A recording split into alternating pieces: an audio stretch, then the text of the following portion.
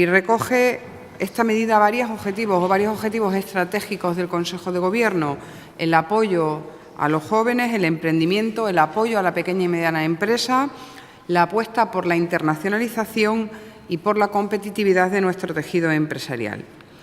Todos estos aspectos se unen en una sola acción que va a ser pionera en nuestra región, que va a ser pionera en Extremadura, y me refiero a Erasmus para jóvenes emprendedores, cuyo plazo de inscripción quiero comunicarles que está ya abierto.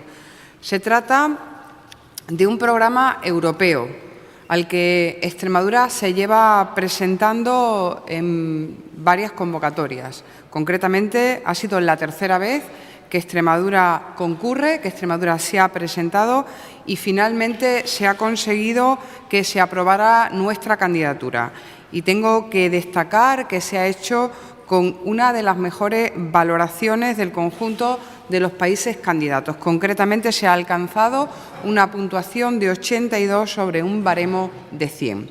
El programa asciende a casi 200.000 euros, de los que más de 96.000 van a ser gestionados por la Dirección General de Empresa y de Actividad Emprendedora. Y lo que va a hacer esta Dirección General es ejercer como oficina de intermediación en los proyectos. Por lo tanto, se apuesta por el crecimiento empresarial, se apuesta por la cooperación entre los países, por la mejora de habilidades, por compartir conocimientos y experiencias.